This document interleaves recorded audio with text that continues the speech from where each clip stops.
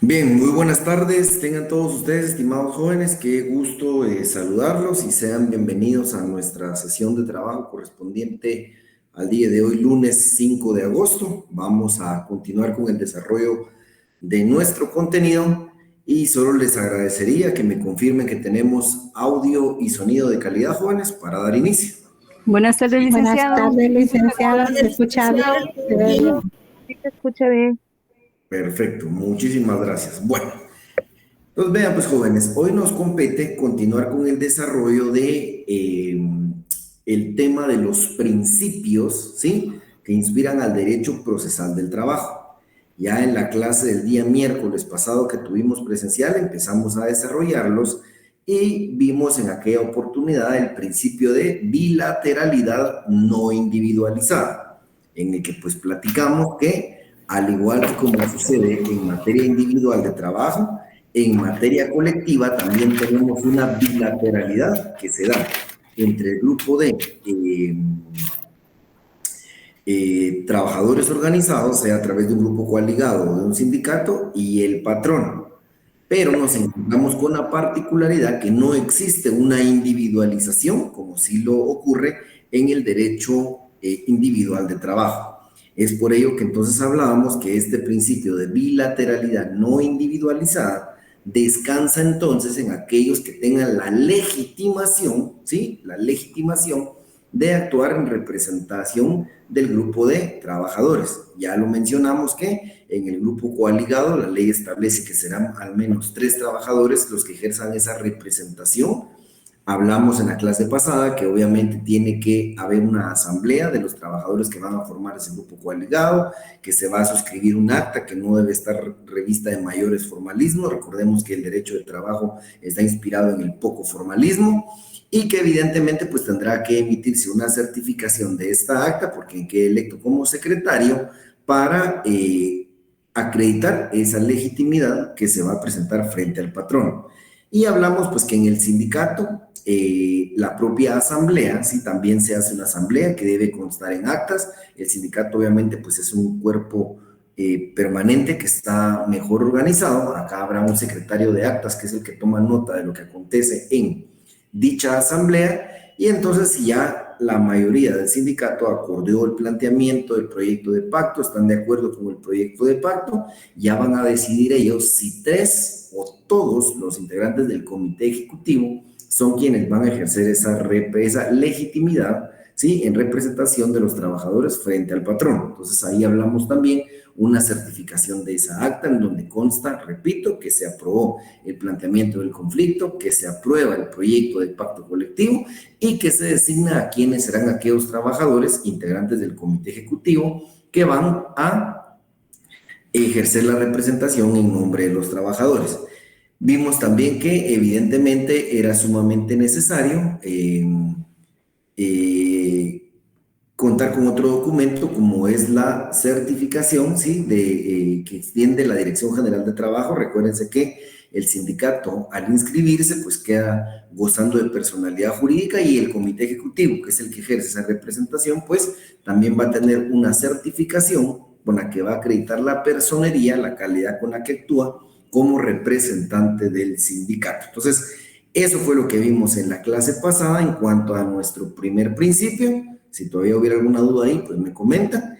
Y caso contrario, pues vamos a continuar con el principio que nos toca desarrollar el día de hoy. Bueno, el día de hoy entonces lo que vamos a ver el siguiente principio, ¿sí? El siguiente principio que es, se los voy a poner igual acá en el chat. Nuestro siguiente principio es el principio de necesidad, ¿sí? Principio de necesidad. Bueno, ¿a qué se refiere este principio de necesidad? A ver, quiero que vayamos entendiendo que cuando se busca una negociación colectiva, cuando existe un ánimo de mejorar los derechos de trabajo, nos vamos a encontrar con que existen derechos difuminados, es decir, hay una variedad de intereses en toda la colectividad, ¿sí? Hay una cantidad de intereses en toda la colectividad y que difuminados quiere decir que no necesariamente son los mismos. A ver, este principio de necesidad entonces va a tomar su base de dos principios generales como lo son la igualdad, ¿sí? Recordemos que todos somos iguales frente a la ley, por ende tenemos los mismos derechos, ¿sí?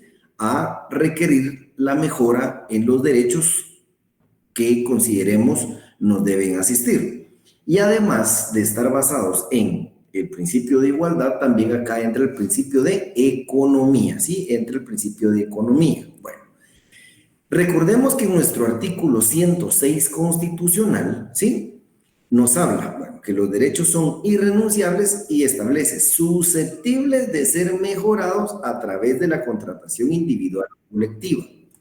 Recordemos también que lo vimos en la clase pasada, en uno de los principios, en el cuarto considerando del código, específicamente en la literal B, ¿sí? En donde nos hablaba que dice que los derechos de trabajo están llamados a desarrollarse posteriormente en forma dinámica en estricta conformidad con las posibilidades de cada empresa patronal. Entonces aquí viene algo claro que es la progresividad, ¿sí?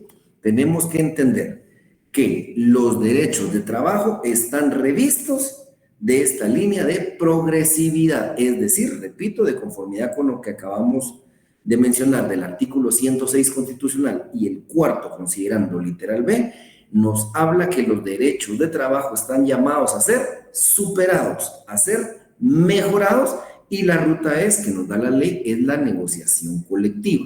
Ahora, este principio de necesidad, repito, debe entenderse que atienden a intereses tanto económicos como sociales difusos, ¿sí?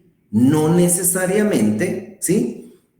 Todos los derechos que se pretendan van a beneficiar a toda la colectividad. Ahorita lo vamos a ir poniendo en ejemplo y en contexto para que me entiendan.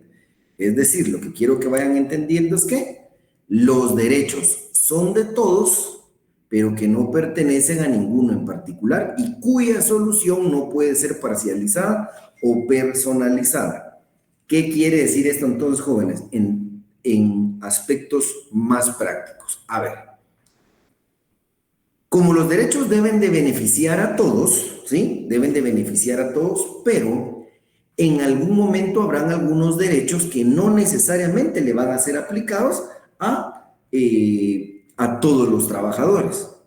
Supongamos que en el pacto colectivo de condiciones de trabajo se regule, se pide que exista una licencia de 15 días sin goce de salario para estudiar para el examen técnico profesional.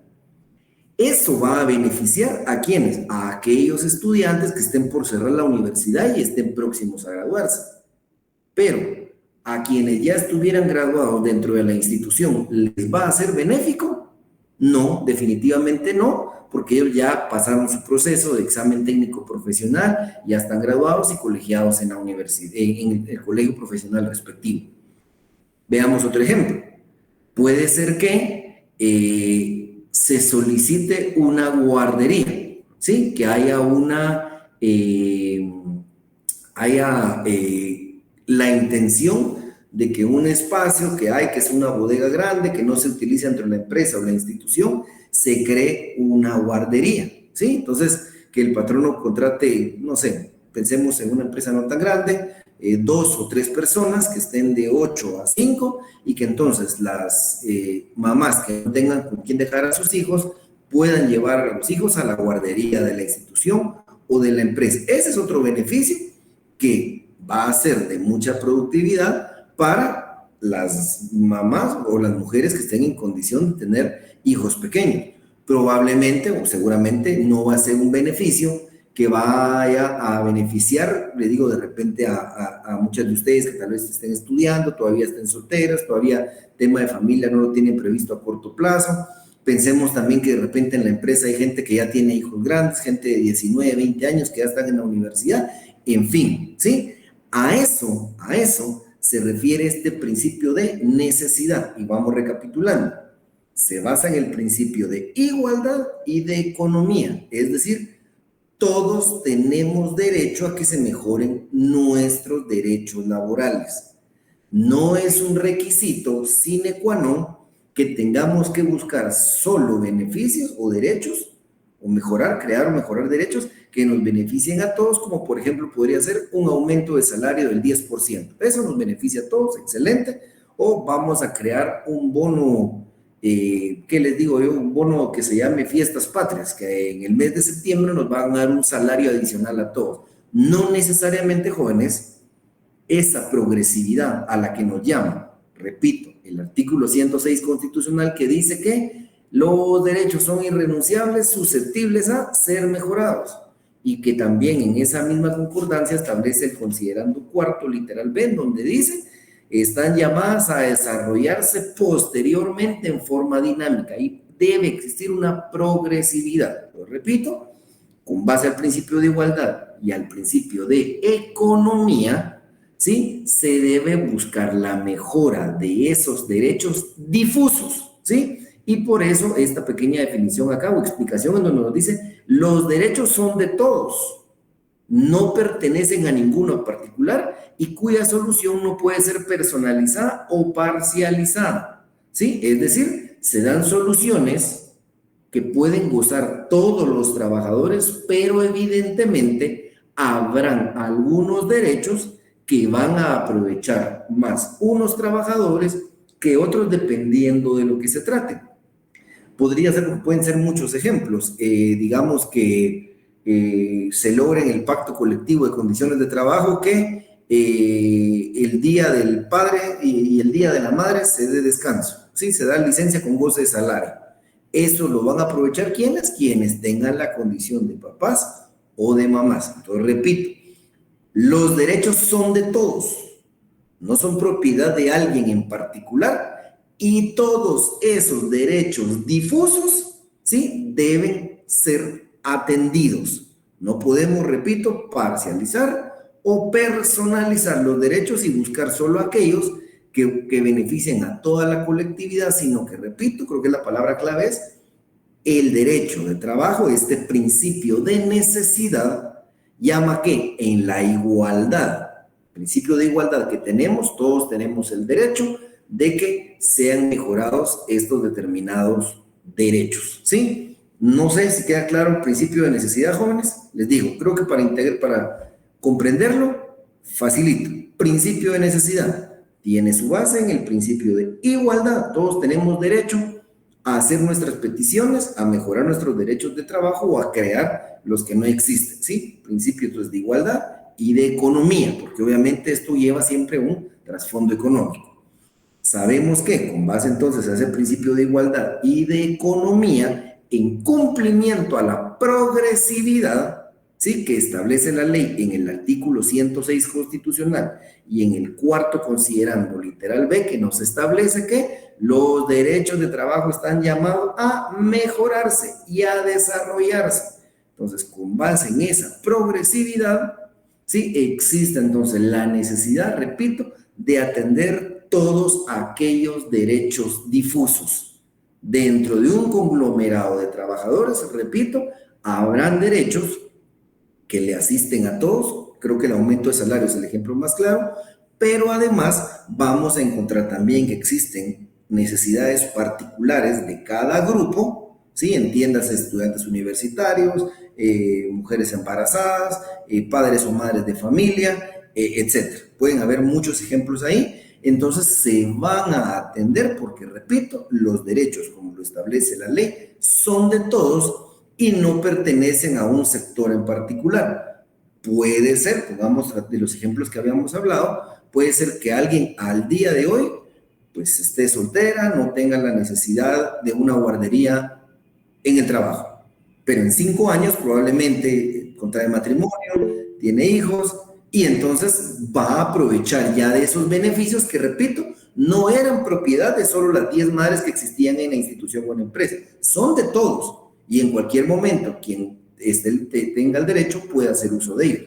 Pensemos también en alguien que tal vez ya se graduó de abogado y ve que en la empresa existe la facilidad para ahora estudiar, porque dan licencias con goce de salario, porque hay otros beneficios. Entonces puede ser alguien que pensaba que nunca ya iba a gozar de sus beneficios, de repente se mete a estudiar para auditor y más adelante va a hacer uso de esas licencias con goce de salarios y demás. Repito, los derechos son de todos y no de alguien en particular. Adelante, estimado Eric.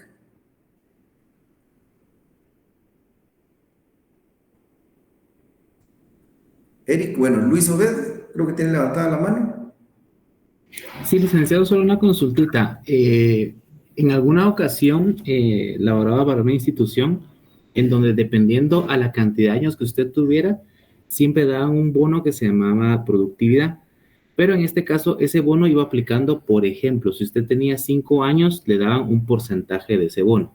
Si usted tenía 10, le dan otro porcentaje de ese bono. ¿Podría ser también un ejemplo de esta parte o sería lo que no se encuadraría? Bien, totalmente, mi estimado Luis. Ahí usted acaba de dar otro ejemplo.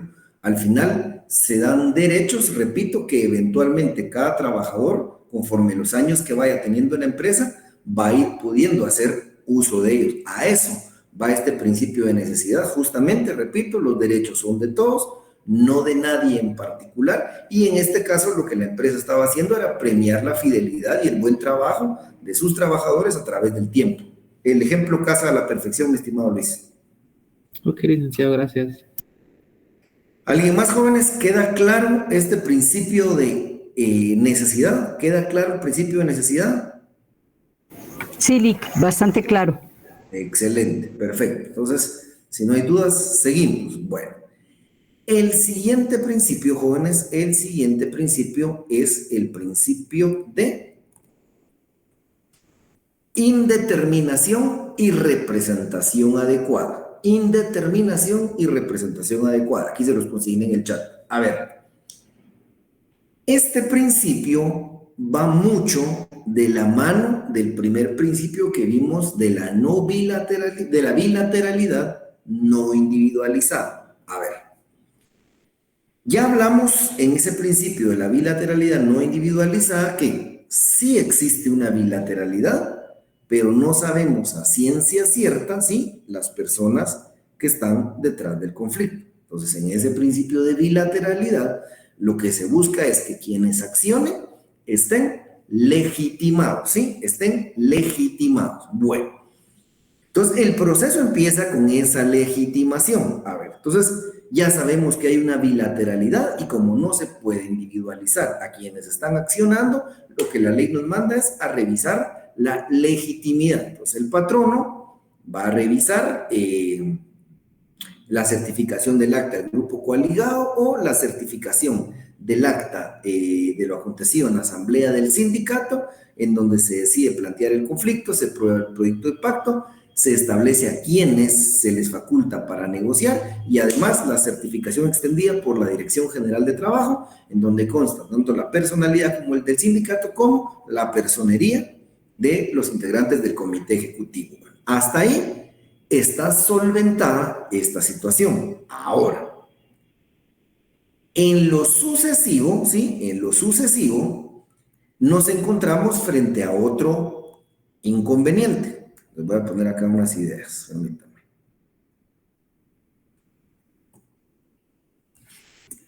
Entonces, miren, pues, principio de determinación y representación adecuada. Dice, un proceso colectivo constituye un conjunto de personas casi indeterminados y que, por su cantidad, resulta impracticable notificarlas del modo tradicional y traerlas al proceso. Sin embargo, legalmente son representadas por una persona jurídica cierta, permanente y determinada o una temporal, pero siempre determinada. Entonces, superada ya esta fase, ¿sí? Superada la fase de que logramos acreditar la legitimidad de quienes están accionando, nos encontramos ahora frente a un dilema en cuanto a lo que sucede en materia individual, ¿sí? En materia individual, por ejemplo, ¿se recuerdan ustedes? Para poder realizar la audiencia de juicio ordinario laboral, tenían que estar notificadas las partes, tanto el actor como el demandado, con por lo menos 3 días de anticipación. Recuérdense que la primera resolución, se recuerdan ustedes que se tiene que hacer de manera personal, y supongamos entonces que en algún momento no se logra localizar al patrón. En la dirección que dieron, pues no atiende nadie, o no sé, ha habido complicaciones en el camino y el encargado de notificaciones del juzgado no la ha podido realizar por cualquier cosa. Si una de las partes no está notificada de una incidencia, ¿sí?, no se puede continuar con el proceso, ¿sí? Y eso va a ser en cualquier área del derecho, para poder precluir una etapa, para poder aperturar una nueva etapa, para poder realizar una diligencia. Todas las partes deben estar debidamente notificadas. Ahora, en el proceso colectivo tenemos el inconveniente que hay una indeterminación de cuántos trabajadores son, ¿sí? Va a haber un momento, vamos a ver que si fracasa la negociación, les he mencionado, ya se puede plantear el conflicto en materia judicial. Ahora, en ese momento el juez va a revisar que las personas que están planteando el conflicto estén debidamente legitimadas, ¿sí? Va a revisar que están debidamente legitimadas, pero el tribunal no va a tener la certeza de cuántas personas son las afectadas por el conflicto. No sabe si son 20 trabajadores, si son 50 o si son 100. Es decir, hay una indeterminación. Entonces, este principio nos establece, como lo acabamos de leer, que las actuaciones que se resuelvan y les sean notificados a las personas que estaban legitimadas para representar a los trabajadores, se tienen como que fueran hechas a la totalidad de los trabajadores, ¿sí? Repito, estas personas que están legitimadas, sea el grupo coaligado a través de su comité ad hoc o el sindicato a través de su comité ejecutivo con 3 integrantes o la totalidad de ellos, todas las actuaciones en las que ellos intervengan y todas las resoluciones que sean otorgadas dentro del proceso y que les sean notificados a estos representantes ciertos, permanentes y determinados o temporal, recuérdense que el grupo coaligado dura solo mientras dura el conflicto, todas estas diligencias se van a tener como bien hechas a la totalidad de los trabajadores, ¿sí? En ningún momento va a ser un impedimento que alguien diga, mire, se planteó un conflicto, yo soy trabajador de la empresa y a mí nunca me notificaron de ese conflicto. No estoy de acuerdo. Para eso hubo una asamblea y se determinó quiénes eran los representantes. Repito, en ningún momento puede alegar algún trabajador, ¿sí?, el querer entorpecer el avance del proceso alegando que no ha sido notificado, que no tiene conocimiento del proceso, porque, repito, todas las resoluciones que le sean debidamente notificado a los representantes, ciertos, permanentes, determinados o temporales, en el caso del grupo coaligado, se tienen por hecha a todos los trabajadores. Además, ahorita voy a estimar, Ari, además, veamos el artículo 49, segundo párrafo. Artículo 49, segundo párrafo. Vean pues, artículo 49, segundo párrafo. Ahí pueden ponerle un epígrafe, ley profesional. Establece: el pacto colectivo de condiciones de trabajo tiene carácter de ley profesional y a sus normas deben adaptarse todos los contratos individuales o colectivos existentes o, ojo ahí, que luego se realicen en las empresas, industrias o regiones que afecten, ¿sí? Veamos el artículo 50. Las estipulaciones del pacto colectivo de condiciones de trabajo tienen fuerza de ley para 2 puntos. Las partes que lo han suscrito, es decir, para el sindicato o los trabajadores del grupo coaligado. B, todas las personas que en el momento de entrar en vigor el pacto trabajen en la empresa o centro de producción a aquel que se refiera, en lo que dichos trabajadores resulten favorecidos, y aun cuando no sean miembros del sindicato o sindicatos de trabajadores que lo hubieran celebrado. Y 3, Los que concierten en lo futuro contratos individuales o colectivos dentro de la misma empresa o centro de producción afectados por el pacto en el concepto de dichos contratos no pueden celebrarse en condiciones menos favorables para los trabajadores que las contenidas en el pacto colectivo. Entonces, acá cobra fuerza este principio de indeterminación. Y repito, la ley establece entonces, vamos a ver que la ley establece entonces que todas las actuaciones, ¿sí?, que se notifiquen o de la que sean parte los trabajadores que legítimamente están acreditados para representar a los trabajadores, surge en efecto en todos los trabajadores, porque el número para el juez, ¿sí?, o para el Tribunal de Conciliación, cuando lo vemos en su momento, es indeterminado. Y lo indeterminado es porque, a ver, establece la ley que los que se van a beneficiar de un pacto o de una negociación, ¿quiénes son? En primer lugar, establecen los que han suscrito el pacto, es decir, los del grupo colectivo y los del sindicato. 2, establece todas las personas que al momento de firmarse el pacto trabajen en la empresa. Y 3, va más allá, por eso hay una indeterminación, porque establece que los trabajadores que entren a laborar más adelante en la empresa, dentro de un mes, dentro de 6 meses, dentro de un año, dentro de 3 años, van a gozar de los beneficios de esa negociación. Por ejemplo, si hoy se suscribe el pacto colectivo de condiciones de trabajo y se establece que se da una licencia con goce de salario a todos aquellos que quieren estudiar para su examen técnico profesional. Cuando el patrono contrate a una persona dentro de un año, que justamente esté en su 9º semestre, no le va a poder decir, mire, el acuerdo se firmó el año pasado. Como usted entró hasta ahorita en el 2025, no le aplica ese beneficio de la licencia con goce de salario. Eso no se puede hacer, establece aquí la ley en su literal C, dice, los que se convierten en los futuros contratos individuales dentro de la misma empresa afectados por el pacto. Dichos contratos no pueden celebrarse en condiciones menos favorables. Ajá, sí, el que vimos anteriormente fue el principio de necesidad. Ah, ya, es que en el comentario le puso otro nombre, por eso le preguntaba. Ah, es que yo puse progresividad, que era la base del principio de necesidad. Ah, ya. Ajá, entonces les dije que el principio de necesidad se basaba en la progresividad, que es lo que establece el 106 constitucional, y el 4º considerando en cuanto a que los derechos de trabajo están sí o sí llamados a ser mejorados. A eso se refería, estimada Ari. De acuerdo, gracias, Lito. Vaya, adelante, Marjorie. Sí, buenas noches, licenciado. Usted dijo de que de indeterminación y representación adecuada afecta a los que suscriben el pacto y a qué, perdón. En el artículo 50, mi estimada Marjorie, yo les decía que cuando se suscribe un pacto colectivo de condiciones de trabajo, afecta a las que han suscrito el pacto, es decir, al grupo coaligado y a los sindicatos. B, a todas las personas que trabajen en la empresa. Y C, a los que a futuro entren a trabajar a esa empresa, también se le van a aplicar los beneficios que se hayan logrado a través de la negociación colectiva.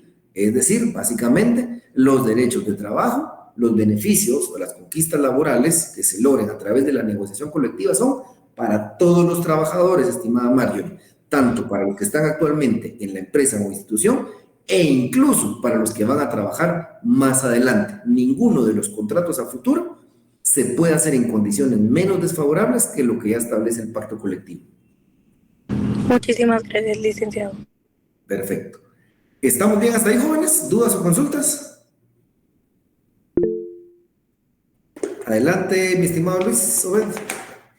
Una consultita, imaginemos de que, bueno, vamos al ejemplo que usted tenía, que tienen 15 días las personas que van con licencia de trabajo para poder estudiar.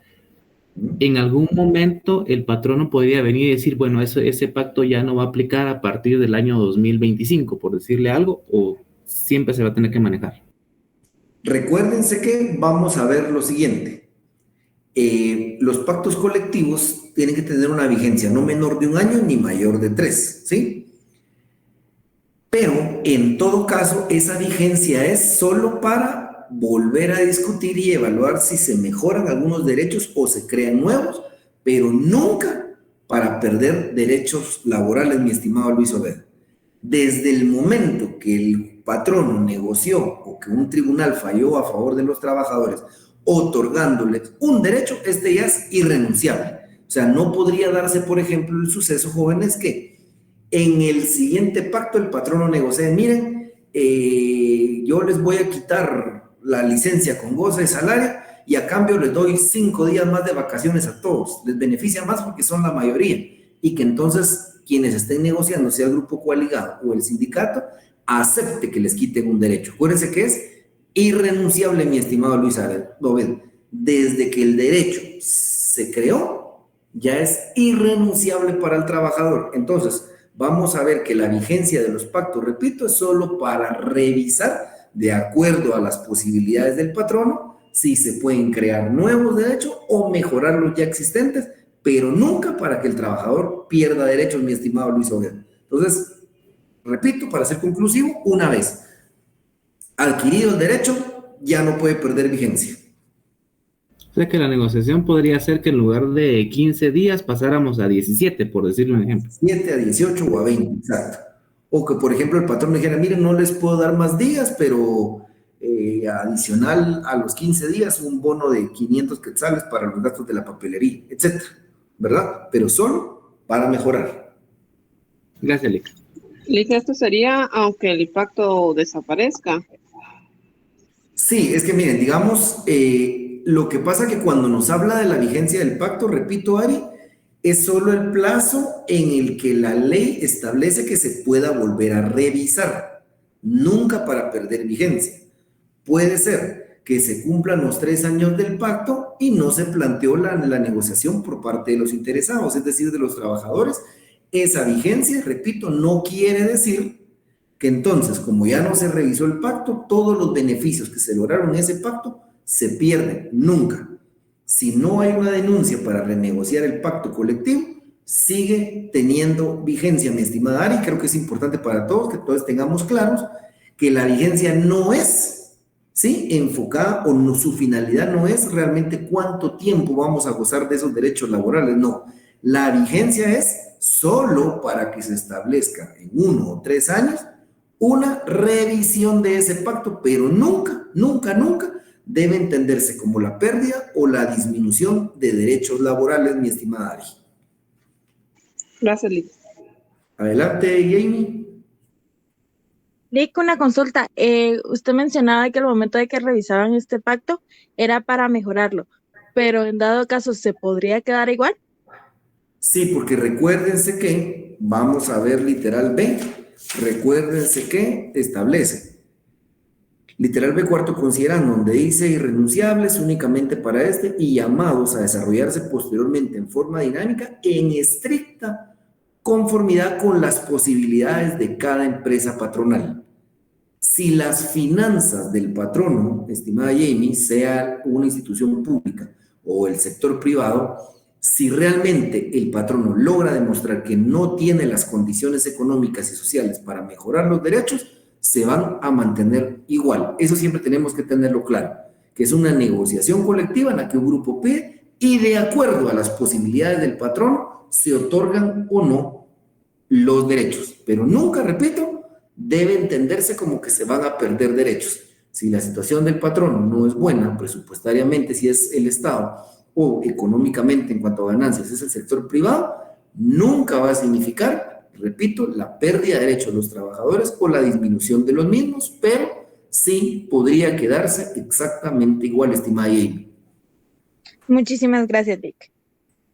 ¿Dudas o consultas, jóvenes? ¿Estamos bien hasta ahí? Adelante, estimado Henry. ¿No? ¿Oscar? Lic, fíjese que yo tengo una consulta. Dígame. Ahí en el Ministerio de Finanzas tienen el pacto colectivo, pero se da el fenómeno en que el renglón 021 no les aplica 2 bonos que tienen contemplado dentro del pacto, porque ellos aseguran de que cuando se elaboró el pacto colectivo, ese renglón no estaba. O sea, no contrataban bajo ese renglón 021. Solo estaba el 011, 022 y 031. Entonces, esos dos bonos anuales que daban, no se beneficiaban los que estaban bajo el renglón 021. Solo recuerden el 021 si es en relación de dependencia, estimado Oscar. Sí, ¿verdad? Así es, ajá. No, entonces si les asiste, estimado Oscar, ellos pueden pelear que les hagan efectivo el cumplimiento de esos bonos. Sí lo pueden pelear, sí les asiste. Si tienen la condición de trabajadores independientemente del renglón, si lo pelean, lo ganan. Por eso le digo, solo no me recordaba si el 021 era relación de dependencia, pero si es en relación de dependencia, Es supernumerario. les asisten. Sí, perdone que lo interrumpa nuevamente. No hay problema, estimada Ari, adelante. Con una consulta. Por ejemplo, en el San Juan de Dios tienen ellos un bono de 1,000 quetzales. ¿Qué pasa con los demás trabajadores? Porque solo para ellos pelearon ese bono y para los demás trabajadores del Ministerio de Salud no lo dan. ¿Pero qué sindicato sería? ¿Sería el del Ministerio en general o solo el El del San Juan de Dios. Sí, es que miren, por ejemplo, estimada Ari, aquí podría darse lo que yo les mencionaba anteriormente, que existen derechos difuminados, es decir, que le asisten solo a un conglomerado. No conozco las interioridades de la negociación, pero podría ser, por ejemplo, no sé si a todos los trabajadores o solo a los médicos. Me imagino que sí es a todos los trabajadores. Puede ser que ellos, en la negociación del pacto colectivo, establecieron que, por ejemplo, al estar en un hospital nacional en el que atendían emergencias, infecciones y cualquier tipo de enfermedades de contagio, digamos, ellos ponen en peligro su propia salud y vida al desarrollar esa labor, y puede ser que hayan peleado un bono de riesgo, se me ocurre a mí tal vez, un bono de riesgo, a veces pueden ser bonos profesionales. Entonces sí van a haber algunas gradas, pero recuérdense que es a igual trabajo, igual remuneración. Lo repito, puede ser que en el caso de ellos sí lograron exponer y demostrar que su trabajo, sea porque están en turnos o sea porque están expuestos a enfermedades contagiosas, se me ocurre a mí, se hicieran acreedores a ese bono. Podría ser, Ari, pero es como lo que le decía, habrán de repente guarderías que van a beneficiar a un conglomerado. Lo mismo las licencias con goce de salario para estudiar para los privados, solo aquellos que no se han graduado y que estén estudiando en la U. Alguien que ya no sido estudiando en la U nunca va a hacer uso de ese beneficio, por ejemplo. Pero bajo ese concepto se me ocurre que pudo haber sido, estimada Ari. Gracias. ¿Dudas o consultas, jóvenes? ¿Vamos claros hasta ahí? Lick, ya solo para cerrar esa parte entonces aún existe la revisión, no se pierden los derechos, no. Y al contrario, solo pueden mejorarse si fuera el caso, según las condiciones de la empresa, ¿verdad? Ya con eso solo para cerrar el Lick, gracias. No, ahí estamos más que claro, mi estimado Marco. Repito, supongamos que el pacto es de un año, se suscribió ahorita el 5 de agosto de 2024. Dentro de un año, el sindicato no hace la denuncia del pacto para revisar el pacto, no quiere decir que se pierdan los derechos. Estos se mantienen indefinidamente, son ley profesional. Ya no hay manera de que el trabajador los pierda. Ahí estamos bien. Gracias, Lick. Bueno, si no hay más dudas, jóvenes, seguimos. Bien. El siguiente principio, ¿sí? El siguiente principio es el principio de autonomía. Principio de autonomía. A ver. Les voy a colocar acá. Establece entonces. Las características especiales del proceso colectivo lo hacen esencialmente diferente, destinado a resolver conflictos en los que el proceso común no resulta útil. Es sui generis. No existe un proceso similar en otra rama del derecho. A ver, pues. Tenemos que entender, y vamos a aprender en el desarrollo del curso, que este principio de autonomía que reviste al derecho procesal colectivo se refiere a que cualquier otro proceso que exista en la legislación nacional no hubiera sido útil para poder solventar los conflictos de naturaleza colectiva. Por ejemplo, veamos pues, ustedes ya vieron el juicio ordinario civil. Cuando ustedes lo comparan con el juicio ordinario laboral, se van a dar cuenta que salvo principios muy opuestos como el de formalismo versus el poco formalismo, básicamente son muy parecidos. Se interpone la demanda se puede ampliar o modificar, se contesta la demanda, se puede contestar en sentido negativo, se puede plantear una reconvención, vamos a la apertura de un periodo de prueba, hay un auto para mejor fallar, etc.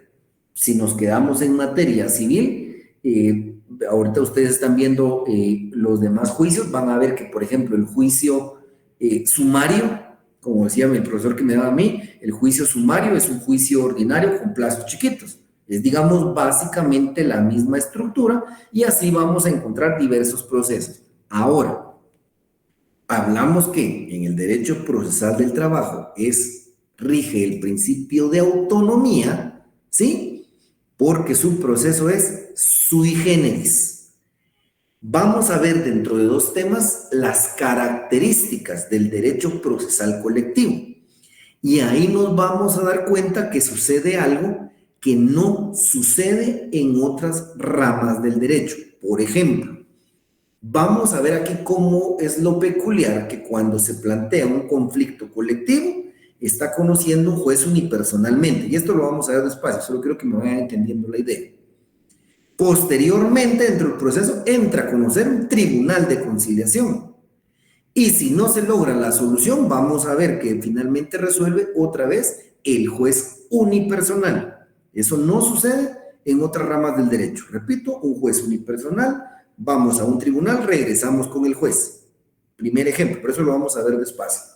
Vamos a ver que durante el conflicto, la sustanciación del conflicto colectivo de carácter económico-social, todos los días y horas son hábiles. Repito, lo vamos a ver despacio y con fundamento. Pero es algo que si lo buscamos en la legislación guatemalteca, en ningún proceso ordinario lo vamos a encontrar. Por ejemplo, lo de que todos los días y horas son hábiles, lo vamos a encontrar únicamente en materia de amparo, nunca en ningún juicio de primera instancia. Entonces, a eso se refiere, jóvenes. Vamos a ver... repito que existe incluso una obligación, como no lo existe, por ejemplo, en materia individual, de que tiene que haber una negociación extrajudicial entre los dos interesados forzosamente, sin la participación de autoridad judicial alguna. Pensaríamos tal vez algo similar, pero con grandes diferencias, lo que pasa en el derecho administrativo, que usted tiene que agotar los recursos ordinarios, pero realmente ya está básicamente en un pleito o en un litigio administrativo frente a una autoridad del Estado. Acá vamos a ver en derecho procesal de trabajo que otra de las características primordiales es, previo a someter a conocimiento, ¿sí?, de cualquiera de nosotros, o de alguna autoridad judicial, ustedes deben, por cuenta propia, tener un periodo de negociación y solo si han fracasado, porque incluso es obligación agotar esa fase de negociación, jóvenes. Es obligatorio, repito, es otra característica que lo hace especial que el Estado establece a través de las leyes. Antes de someter el conflicto a dirimirlo ante autoridades judiciales, forzosamente ustedes tienen que sentarse a negociar sin la obligación, sí la posibilidad, pero no la obligación de que intervenga un tercero. Y así vamos a ir viendo, repito, en el siguiente, creo que entre dos clases, tal vez el próximo lunes, cuando veamos las características, vamos a ir dándonos cuenta que entonces, repito, este principio de autonomía, jóvenes, reitero, dice las características son diferentes. Es un proceso sui generis que no existe otro en la legislación similar a él. Y ya les repito lo que les decía al inicio, vean como por ejemplo el juicio ordinario civil, el juicio sumario, el juicio oral e incluso el juicio ordinario laboral son muy parecidos en cuanto a su estructura. no hacia los plazos ni a los principios, pero sí a su estructura. Entonces, a eso se refiere básicamente, jóvenes, lo que este principio está bastante sencillo y se refiere, repito, a que el proceso del derecho procesal colectivo, repito, tiene características especiales que lo hacen único. Es sui generis y no existe otro proceso similar a este. Y este está diseñado para resolver con efectividad los conflictos derivados de la negociación colectiva. ¿Dudas o consultas? Adelante, Araceli. Buenas noches, licenciado. Disculpe, ¿hay un fundamento legal para este principio? No, mi estimada Araceli. Cuando veamos los caracteres, ahí vamos a ir viendo conforme a cada característica el fundamento legal de cada una de las características, Araceli, que es lo que va a alimentar este principio de autonomía. Gracias, licenciado. Perfecto. ¿Dudas o consultas? Se podría decir que es un principio único, o sea, un proceso único. Exacto, exacto. Por eso les digo, si lo ven aquí en las líneas que les copié, dice especiales que lo hacen esencialmente diferentes, y abajo dice es sui generis, quiere decir único en su género. A eso se refiere sui generis, mi estimada Ari, que es único en su género, como usted muy bien lo ha dicho. Gracias, Rick. Bueno, ¿dudas o consultas, jóvenes? ¿Vamos bien hasta ahí? Y nos queda finalmente un último principio, que creo que no nos va a dar tiempo a votarlo todo el día de hoy, pero tal vez lo vamos a empezar a ver un poco, ¿sí? Sería el principio de reparación, mejora o reivindicación. Principio de reparación, mejora o reivindicación. A ver, jóvenes, lo que siempre tenemos que tener claro es que todo eso tiene base en nuestra Constitución. Leamos nuevamente el 106 constitucional. Establece, irrenunciabilidad de los derechos laborales.